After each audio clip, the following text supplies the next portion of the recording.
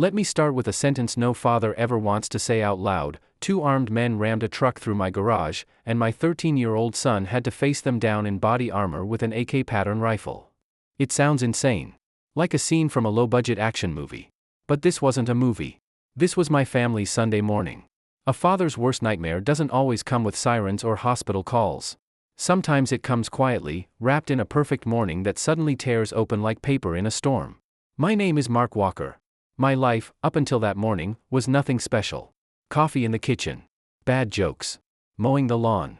My wife Lisa, smarter than me in every measurable way, runs the household with the precision of a military general and the warmth of someone who loves details.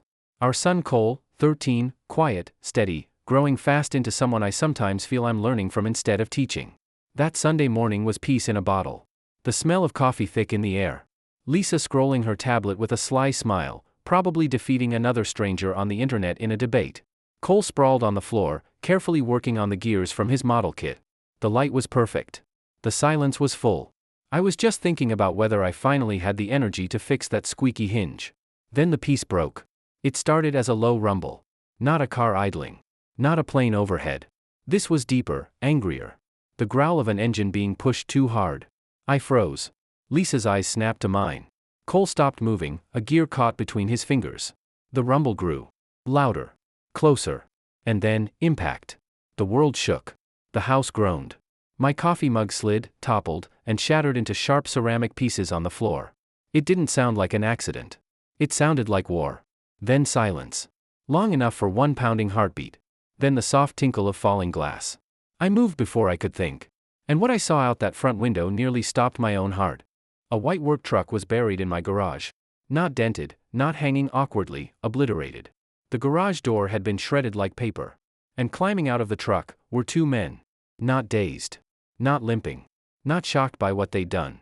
They moved with calm precision. Both broad, heavy-shouldered. Black t-shirts with bold white letters, HOA. On the sleeves, a cheap patch stitched with a circle logo. Each of them reached back inside the truck and pulled out weapons. Black, heavy batons. The bigger one swung his baton casually, then tapped it against my porch rail. Clang. Clang. His voice carried across the morning air. Clock's ticking, Walker. The sound of my own name nearly knocked the wind out of me. How did they know me? I cracked the door chain, just enough to yell. You rammed your truck into my house. The big one shrugged. Final compliance, he said flatly, as if it were a parking ticket. From behind me, Lisa's voice came steady, cold, spell jurisdiction. The thinner one with shifty eyes blinked at a clipboard, stumbling over words. Karen Johnson. Remove non-compliant items today. The big one leaned closer, his breath hot through the gap. Open up. Or we make a door. And in that instant, the truth settled in like ice water through my veins. This wasn't an accident. This wasn't a misunderstanding. This was an attack. My mind spun back a few months. I remembered the letter. Thick cardstock, expensive printing.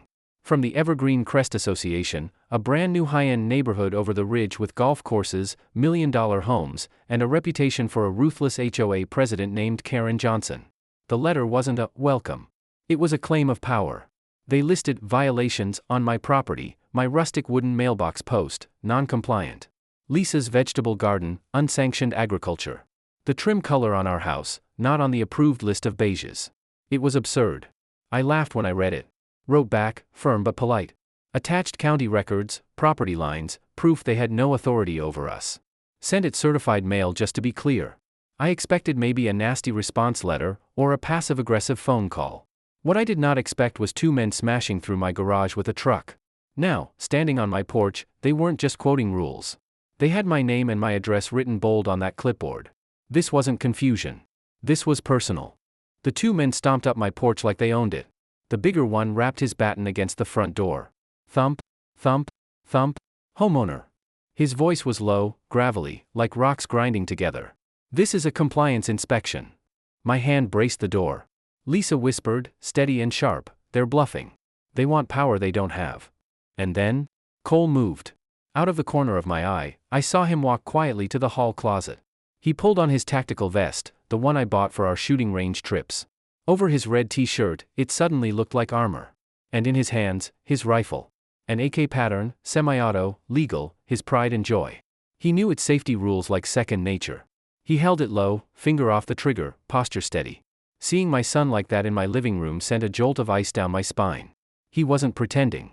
He wasn't posturing. He was ready. And my fear twisted into anger. These men had forced us here, forced my son into the position of defending his family at 13 years old. Whatever happened next, it was on them. I pulled my phone from my pocket, thumb ready to dial 911. No bars. No service. My heart sank. Lisa grabbed hers. Same. She rushed to the landline on the kitchen wall, the old emergency kind. Picked up the receiver. Dead air. Nothing. We were cut off. This wasn't just intimidation anymore. This was planned. Coordinated. The truck ramming the garage wasn't random. It was a distraction. Someone had cut the phone lines. Someone had jammed our signals. This is a siege, I whispered aloud. And the weight of it landed hard in the silence. Lisa's eyes narrowed. She wasn't watching the men anymore. She was watching the end of our driveway. The mailbox, she murmured. What about it? I asked. The flag. I tightened it yesterday. Look now. The little red flag on the mailbox hung crooked again.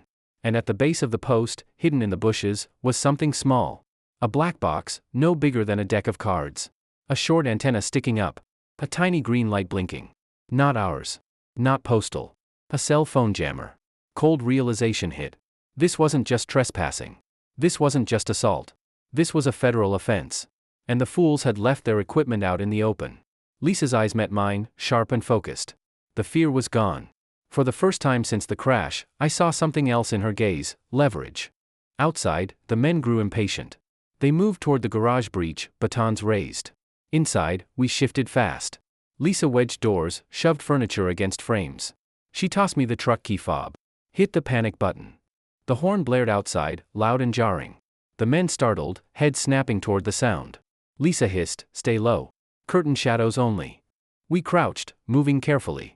A baton scraped against the siding. Testing for weak spots. Cole stood steady, rifle at low ready, eyes sharp. He didn't waver. He didn't shake. I looked at him, my 13-year-old, and realized his calm was stronger than my own. The enforcers hesitated. Their confident swagger faltered. When Cole finally stepped into view, rifle across his chest, posture steady, the men froze.